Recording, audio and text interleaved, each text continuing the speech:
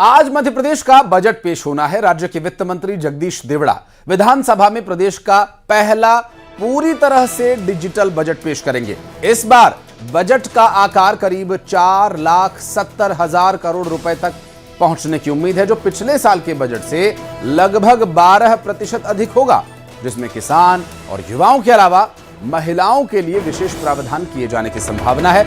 और इसके साथ ही साल 2028 में होने वाले सिंहस्थ महाकुंभ की तैयारियों के लिए भी बजट में बड़े आवंटन के संकेत मिल रहे हैं, जिसमें बुनियादी ढांचा, धार्मिक पर्यटन, शहर विकास से जुड़े प्रोजेक्ट्स शामिल हो सकते हैं। और आज का बजट किस तरह से मध्य प्रदेश के विकास को गति प्रदान करता है, आज सदन में बजट पेश किया जाना है।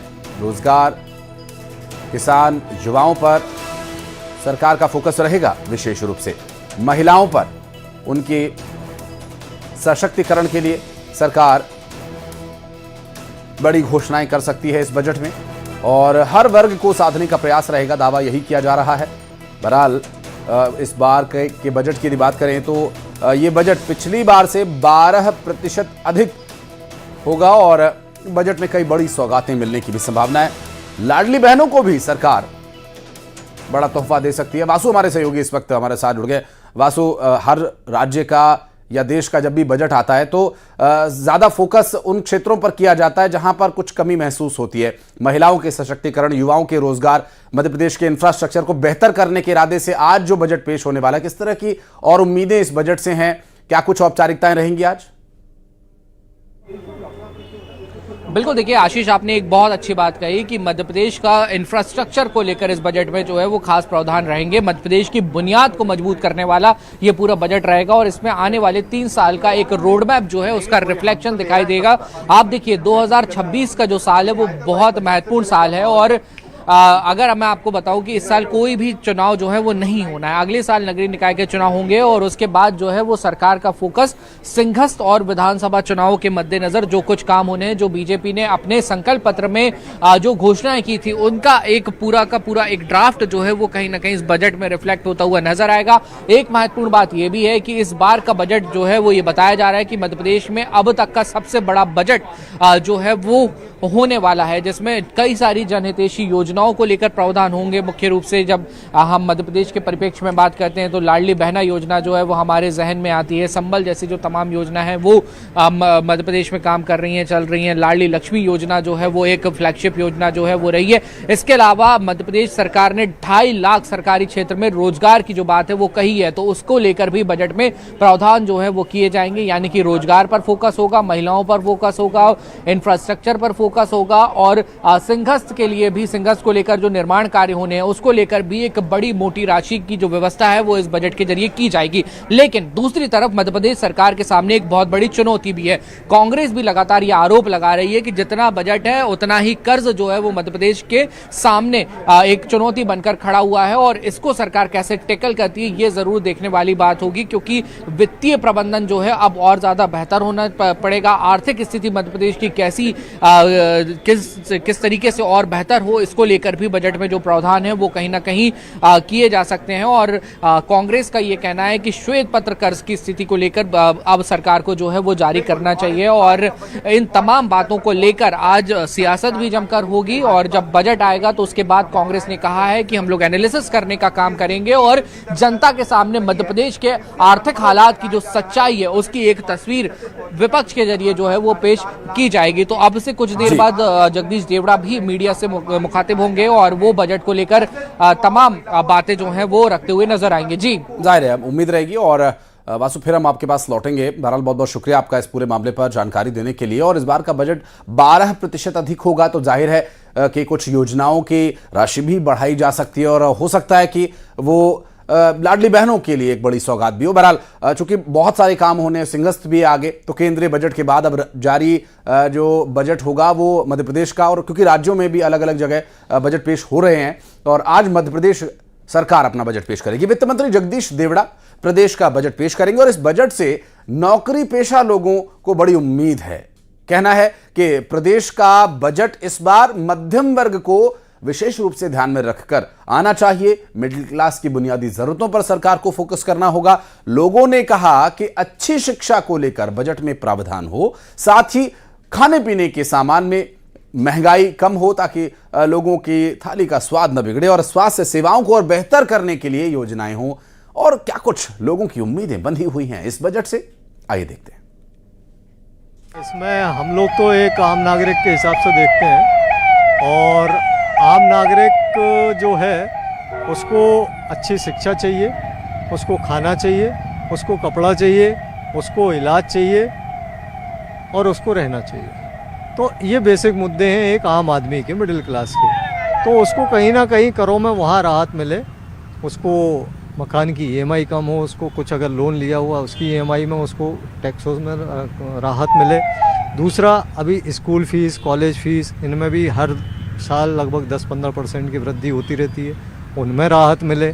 बजट से तो उम्मीद तो बहुत कुछ है और मिलना कुछ भी नहीं है। देखो क्या है कि महंगाई पहले से 16 गुना 20 गुना बढ़ चुकी है, और शिक्षक देखो तो उसमें भी यानी कि स्कूलों की इतनी फीस कर दी गई है कि बच्चे के पढ़ाने में कहाँ पढ़ाएं।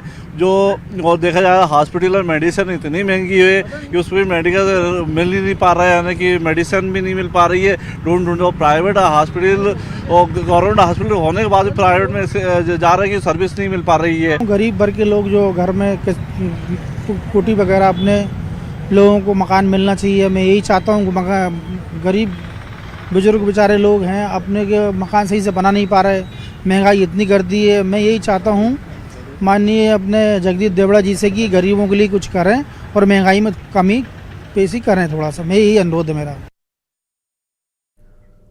और बजट को लेकर छात्र छात्राओं में बड़ी उम्मीद है। छात्रों का कहना यह है कि सरकार उनके लिए अच्छे रोजगार के अवसर प्रदान करे, एजुकेशन लोन में सब्सिडी बढ़ाई जाए, आसानी से लोन उपलब्ध हो सके, इसके लिए सिंगल विंडो स्कीम शुरू की जाए, पेट्रोल में टैक्स कम हो, मध्य प्रदेश की बस और ट्रेन में छात्रों की यात्रा में 50% रियायत दी जाए।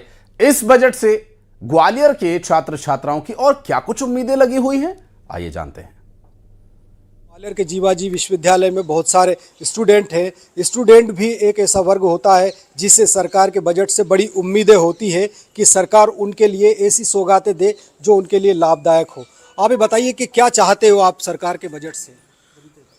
मैं सोचता हूँ कि सरकार को स्टूडेंट्स के लिए जो एजुकेशन लोन है उसको बहुत इजी कर देना चाहिए, प्रोवाइड कराना उन लोगों को। क्योंकि क्या बच्चे जो हैं वो बाहर जाते हैं यूनिवर्सिटीज़ में पढ़ने के लिए, अब वो इतने आर्थिक तरीके से सक्षम नहीं है कि वो खुद अपने पैसों से कर पाए, तो वो एजुकेशन लोन के लिए जाते हैं। बट बैंक वाले या जो भी इंस्टीट्यूट्स है वो उनको परेशान करते हैं, 4-4 5-5 डिपार्टमेंट बना दिए हैं, यहाँ जाओ वहाँ जाओ, तो उससे वो बहुत परेशान होते हैं। तो उसके लिए उनको एक ऐसी जगह या एक प्रॉपर ऐसा डिपार्टमेंट बना देना चाहिए जहाँ से बच्चों को थोड़ा कम समय में और अच्छा उनको मतलब यानी लोन मिल पाए उनको। सर, ट्रेन और बस के जो टिकट हैं वो कम होना चाहिए और मंथली पास अवेलेबल होना चाहिए, जिससे बच्चे अपने होम टाउन से यूनिवर्सिटी और स्कूल वगैरह के लिए परेशान नहीं हो। एग्ज़ाम देने भी जाते हैं। हाँ, एग्ज़ाम देने भी जाते हैं तो परेशान नहीं हो। हम रोज़गार यही चाहते हैं कि लोगों को प्रोवाइड हो जॉब्स, और बहुत ही लिटरेसी कम है इंडिया में, तो इसी पे लोगों को बेसिस होने चाहिए। जो जितना पढ़ा उसको उतनी जॉब मिलनी चाहिए, ज़्यादातर नहीं मिलनी चाहिए। ऊपर से अनएम्प्लॉयमेंट बहुत बेकार है हमारा मध्य प्रदेश का। हाँ, तो लोगों को जॉब्स प्रोवाइड करें, यही हमारा मुद्दा है बस। पेट्रोल में कमी होनी चाहिए जिससे छात्र आसानी से ट्रैवल कर सके, क्योंकि ज़्यादातर छात्र ट्रैवल ही कर रहे होते हैं। तो कहाँ जाते हैं? स्कूल है, कॉलेजेस है, या फिर पेपर देने जा रहे हैं तो उनको एग्ज़ाम के लिए करना पड़ता है। एक महिला सुरक्षा बड़ा मुद्दा रहा है, तो सरकार से क्या चाहती है बजट में? I think women safety is really very important in Madhya Pradesh, because जैसा कि हम देखते हैं कि स्कूल कॉलेज जाती हैं लड़कियां और फिर उसके बाद वहाँ भी कुछ बहुत से केसेस हो रहे हैं आजकल। और एक्सपर्ट्स भी अपनी राय दे रहे हैं। उनका कहना यह है कि सरकार को अपने वित्तीय घाटे की ओर ध्यान देना चाहिए। पिछले बजट में सरकार का 22 से 25% हिस्सा ब्याज में पेंशन में गया। हर महीने प्रदेश सरकार मार्केट से कर्ज ले रही है, वित्तीय संस्थानों से कर्ज ले रही है, और इसलिए सरकार को विशेष ध्यान देने की आवश्यकता है। क्योंकि सरकार 20 साल, 25 साल, 35 साल के लिए कर्ज लेती है तो उसका असर बजट पर रिफ्लेक्ट होता दिखता है। उसको ब्याज के भुगतान पर असर पड़ेगा और देश पर, प्रदेश पर टैक्स का अतिरिक्त बोझ बढ़ेगा। महंगाई भी इससे ऊपर होगी। क्या लगता है क्या उम्मीद है आम जनमानस को इस बजट से? देखिए, दो चीज रहेंगे। एक तरफ सरकार गरीब की बात करेगी, किसान की बात करेगी, महिलाओं की बात करेगी, महिलाओं को फिर से लाडली लक्ष्मी योजना की बात करेगी, किसानों के ब्याज की बात करेगी। लेकिन एक अर्थशास्त्री होने के नाते मुझे लगता है सरकार को अपने वित्तीय घाटे की ओर ध्यान देना पड़ेगा। पिछले ही बजट में सरकार का लगभग 22 से 25% बजट का हिस्सा ब्याज में, पेंशन आदि में गया है। इस बार केंद्र सरकार को भी आप देखिए 24% केंद्र सरकार ने अपने बजट को पूरा करने के लिए मार्केट से पैसा लिया है। पर हर माह प्रदेश सरकार मार्केट से कर्ज ले रही, वित्तीय संस्थाओं से कर्ज ले रही है। तो इसलिए सरकार को विशेष ध्यान देने की आवश्यकता है कि अगर इसी तरह वो 20 साल के लिए, 25 साल के लिए, 35 साल के लिए कर्ज लेती है तो उसका असर बजट पे पड़ेगा, उसको ब्याज के भुगतान पे पड़ेगा और देश पे और प्रदेश पर टैक्स का बोझ बढ़ेगा, उससे महंगाई भी बढ़ेगी। इसलिए सरकार को वित्तीय घाटे को नियंत्रण करने वाला बजट, रोजगार मुखी बजट लाने की आवश्यकता है। अगर सरकार अपनी सोर्स ऑफ इनकम, अन्य सोर्स ऑफ इनकम लाती है जिससे सरकार को फायदा होता है, रेवेन्यू जनरेट होता है, तो सरकार को ऐसी स्कीम्स लानी पड़ेगी जिससे सरकार को भी टैक्स मिले। इस ओर ध्यान देने की आवश्यकता है।